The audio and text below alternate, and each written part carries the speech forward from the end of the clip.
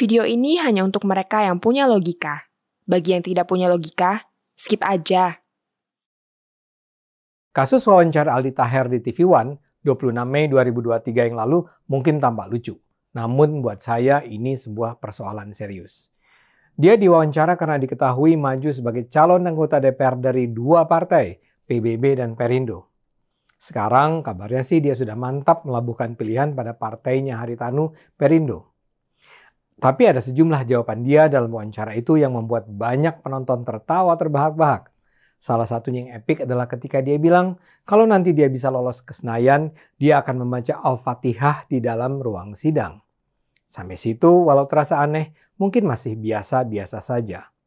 Tapi kemudian dengan mantap dia bilang dia ingin membaca Al-Quran di ruang sidang agar Mbak Puan dan Pak Bamsud melihat dan mencontoh apa yang dia lakukan. Serius deh. Dia juga menyatakan membaca Al-Quran merupakan solusi dan bisa menjadikan Indonesia lebih sejahtera. Bismillah, baca Al-Quran adalah solusi yang bisa menjadikan Indonesia sejahtera, ujarnya.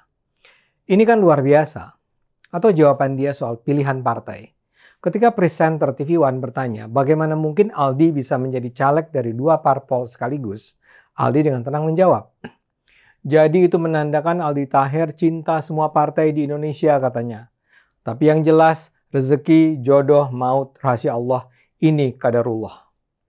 Aldi Taher juga menyebut bakal caleg ini seperti jodoh. Niatnya menikah dengan si A ternyata malah naik pelaminan dengan si B. Ia menyimpulkan A dan B sebenarnya sama baiknya. Seperti Partai Bulan Bintang katanya. Partai yang keren ya, itu adalah rumah Aldi Taher. Aldi banyak belajar sebelumnya, Aldi juga pernah ke PKS, pernah ke Golkar, juga ngobrol. Jadi intinya partai ini kan party, pesta rakyat, pesta-pesta, ujar Aldi. Maaf ya, kok political party jadi party-party? Aldi mengatakan PBB dan Perindo sama baiknya, dua-duanya keren. Dia kemudian menambahkan, kalau ditanya kenapa, saya juga bingung mbak, jujur mbak, bingung. Seluruh jawaban Aldi nampak sebagai dagelan. Dia sama sekali tidak serius, hendak menjadi anggota DPR.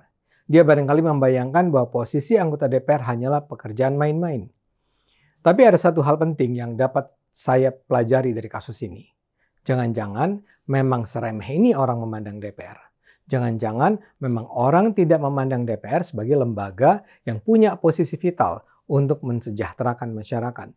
Jangan-jangan partai politik sendiri tidak berusaha mencari para calon anggota legislatif yang memang akan menjadi pejuang kepentingan rakyat. Seorang teman bilang, kasus Aldi ini memang tidak terlalu mengejutkan karena bagi partai politik, fungsi para caleg terkenal adalah untuk membantu menaikkan popularitas yang berujung pada elektabilitas.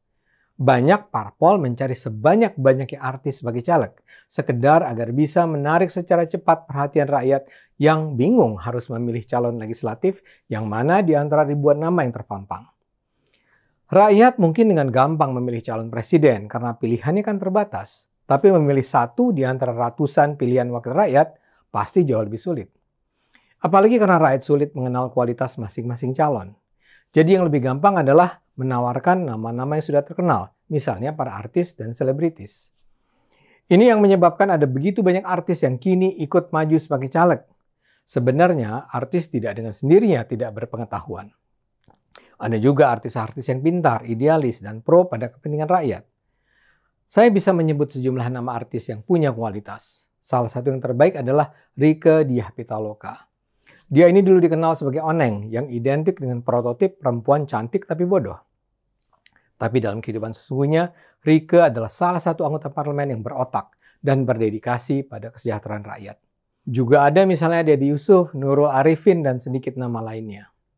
Yang lain sih umumnya menjadi caleg terutama karena keterkenalannya. Saya ingat saya pernah bertemu dengan seorang artis terkenal yang ikut mencalonkan diri. Saya bertemu dengannya beberapa bulan sebelum hari H pencoblosan. Dia sosok yang ramah, menyenangkan, tidak sombong, tapi dia sama sekali tidak paham apa fungsi DPR. Dia juga tidak paham bahwa kalau dia menjadi anggota DPR, ya dia harus menjadi wakil rakyat yang berkantor di DPR dan mengurus persoalan-persoalan rakyat. Dia malah bertanya pada saya, kalau dia sudah menang jadi anggota DPR, dia masih bisa nggak mengadakan tur musiknya? Jadi memang sangat minimal pengetahuannya.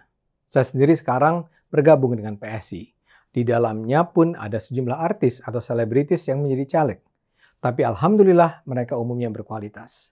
Ketua Umum PSI sendiri adalah Giring Ganesha. Dia adalah vokalis band dan penulis lagu. Tapi dia sangat siap menjadi calon legislatif.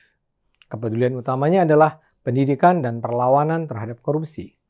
Dia bisa berdiskusi dan berdebat soal persoalan-persoalan besar masyarakat.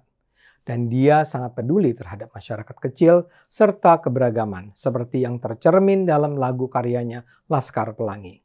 Lantas ada juga Badai Krispatih. Dia berusaha masuk parlemen karena dia ingin memperjuangkan hak seniman atas karya intelektual yang selama ini terabaikan. Atau Haryanto Arbi yang ingin memperjuangkan jaminan hari tua atas olahragawan berprestasi. Dan bahkan ada komedian Ronny Immanuel yang dikenal dengan nama Mongol Stress. Dia bukan sekedar pelawak, dia berusaha bertarung masuk parlemen untuk membangun Sulawesi Utara. Saya hanya memfokuskan perhatian pada caleg-caleg dari PSI karena mereka adalah orang yang kini saya kenal. Saya berharap hal serupa ada di partai-partai lain. Kita harus bersama membangun DPR yang berkualitas, berintegritas, dan pro pada kesejahteraan rakyat. Dan itu tidak bisa tercapai kalau kita tetap memperlakukan parlemen sebagai tempat mencari uang yang tak perlu diisi orang-orang terbaik di negara ini. Aldi Taher tentu tidak sendirian. Saya duga dia dengan sengaja berusaha menampilkan dirinya sebagai sosok yang bodoh. Dia mungkin berharap dengan gaya semacam itu daya tarik dia akan meningkat. Tapi selama kita masih menganggap DPR sebagai lembaga dagelan, siap-siap saja kita menyaksikan Aldi-Aldi yang lain, bahkan mungkin nanti di dalam DPR. Ayo gunakan akal sehat, karena hanya dengan akal sehat bangsa ini akan selamat.